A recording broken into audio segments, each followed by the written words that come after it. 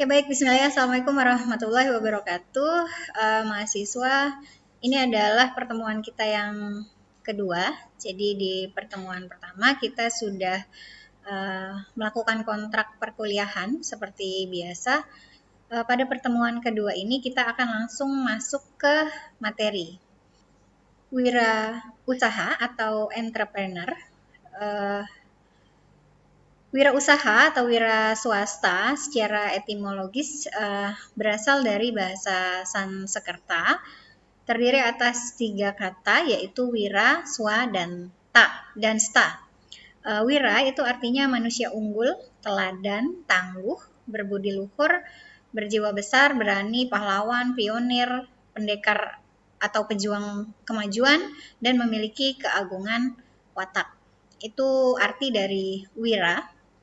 Swa itu artinya sendiri dan sta artinya berdiri. Dari pengertian tersebut kita dapat menarik sebuah simpulan bahwa wira swasta adalah manusia yang unggul yang mampu berdiri sendiri. Beberapa ahli memberikan pengertian terkait wirausaha atau wira swasta. Salah satunya adalah Steenhoff dan Burgess.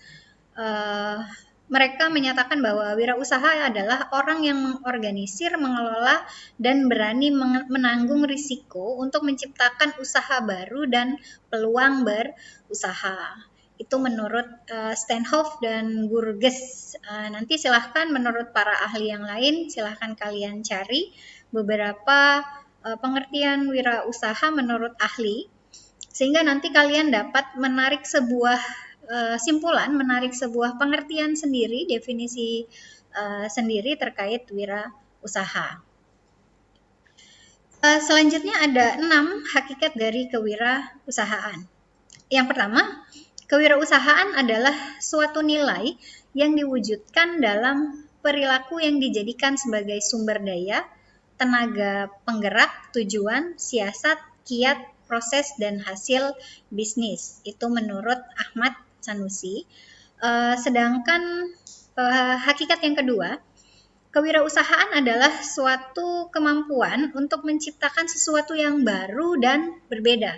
Jadi dikatakan sebuah kewirausahaan itu ketika sesuatu itu baru dan sesuatu itu harus berbeda jelas. Itu menurut Drucker. Hakikat yang ketiga, kewirausahaan adalah suatu proses penerapan kreativitas dan inovasi dalam memecahkan persoalan dan menemukan peluang untuk memperbaiki kehidupan. Itu menurut Zimmer. Sementara menurut Soeharto Prawiro, kewirausahaan adalah suatu nilai yang diperlukan untuk memulai suatu usaha dan perkembangan usaha. Hakikat yang kelima, kewirausahaan adalah suatu proses untuk mengerjakan sesuatu yang baru atau create dan sesuatu yang berbeda atau innovate yang memberi manfaat atau memberi nilai lebih. Sedangkan yang keenam, kewirausahaan adalah usaha untuk menciptakan nilai tambah dengan jalan mengkombinasikan sumber-sumber melalui cara-cara baru dan berbeda untuk memenangkan persaingan. Nah, ini adalah 6 hakikat kewirausahaan.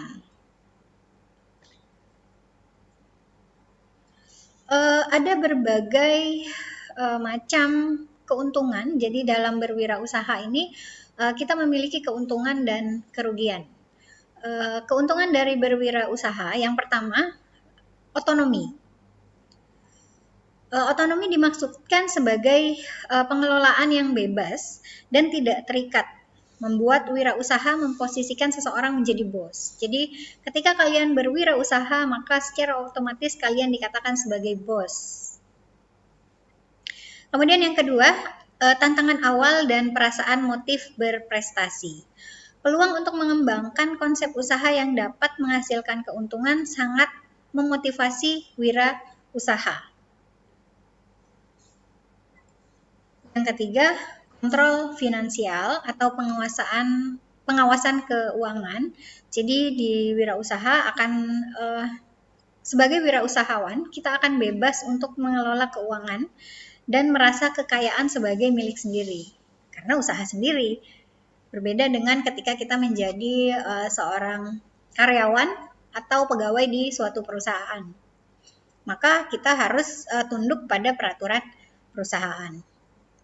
Yang keempat, memiliki legitimasi moral yang kuat untuk mewujudkan kesejahteraan dan menciptakan kesempatan kerja. Ya, salah satu keuntungan dari berwirausaha, kita akan menciptakan lapangan pekerjaan. Jadi kita tidak di bawah orang, tapi kita bisa menarik orang untuk memperoleh pekerjaan.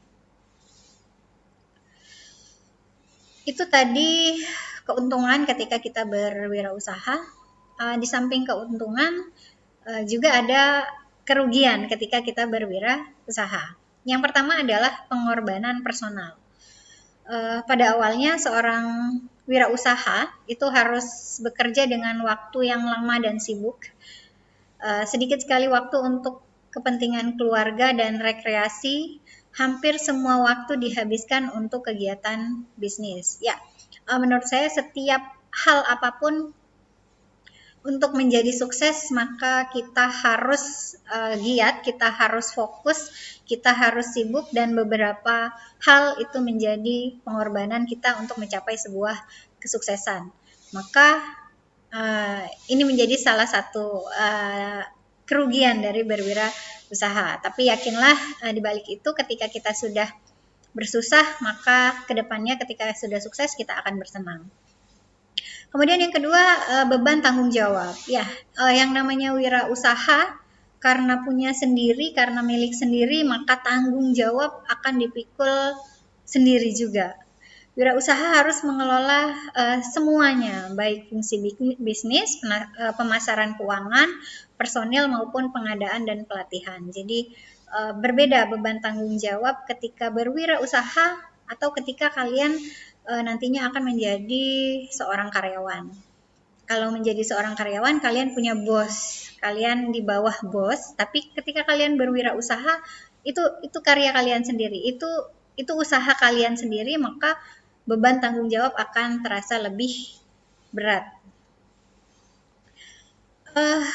Kerugian yang ketiga, kecilnya margin keuntungan dan memungkinkan untuk gagal. Ya, karena wirausaha menggunakan keuntungan yang kecil dan keuangan milik sendiri, maka margin atau margin laba atau keuntungan yang diperoleh akan relatif kecil dan kemungkinan gagal juga ada. Jadi ya, setiap usaha yang namanya gagal itu biasa, dan memang ketika dalam proses berwirausaha menjadi gagal itu hal yang biasa.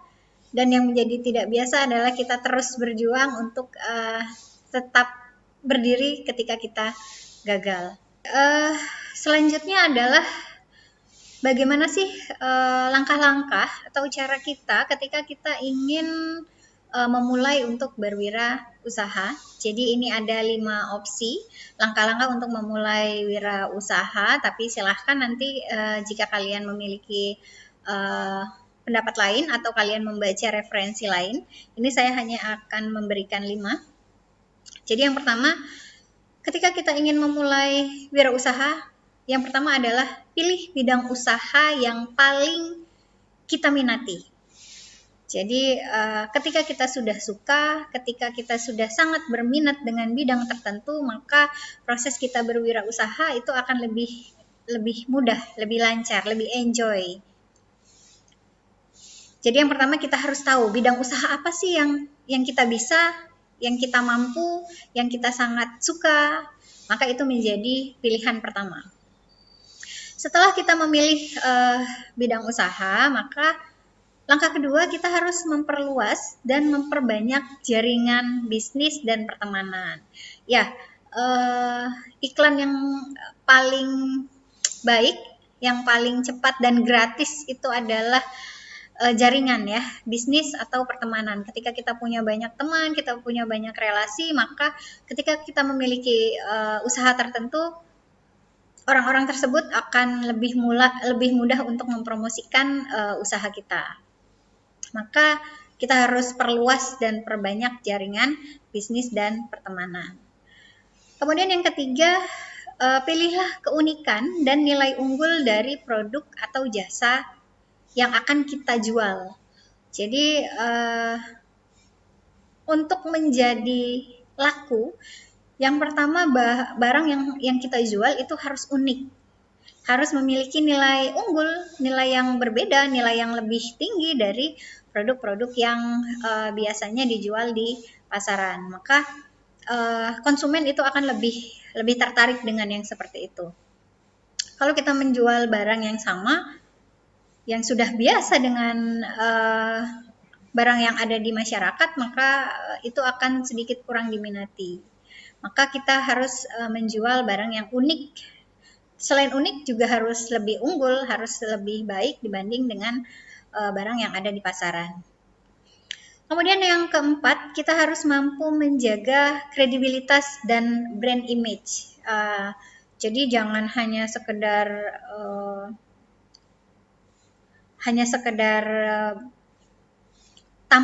tampak luarnya baik, tapi kualitasnya jelek.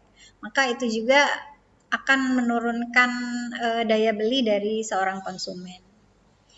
Kemudian yang terakhir, langkah yang kelima, kita harus berhemat dalam operasional secara terencana, serta menyisihkan uang untuk modal kerja dan penambahan investasi alat-alat, produk, atau jasa. Jadi ketika kita mendapatkan sebuah keuntungan, itu tidak langsung semerta-merta kita habiskan, tapi keuntungan itu harus kita sisihkan. Gunanya untuk apa? Kita hitung lagi berapakah modal yang akan kita perlukan untuk proses produksi selanjutnya. Kemudian jangan lupa kita harus investasi alat produksi atau jasa. Misalnya kita memerlukan alat tertentu dalam proses produksinya, maka kita harus menyisihkan keuntungan kita. Jadi setiap keuntungan kita itu harus disisihkan untuk pembelian alat. Karena memang yang namanya alat suatu saat akan rusak, akan ya harus diperbaiki. Maka uang dari hasil atau keuntungan kita itu harus kita sisihkan untuk pembelian alat dan belanja modal untuk selanjutnya. Ya, ini adalah langkah-langkah untuk memulai wirausaha. Jadi saya jelaskan hanya 5. Boleh menurut ahli-ahli yang lain atau referensi yang lain. Baik, untuk video kali ini, untuk materi pada pertemuan kali ini saya cukupkan. Jadi kita hanya membahas tentang pengertian kewirausahaan, keuntungan berwirausaha, kerugian berwirausaha, dan langkah-langkah untuk memulai wirausaha. Baik, terima kasih atas perhatiannya. Saya akhiri. Assalamualaikum warahmatullahi wabarakatuh.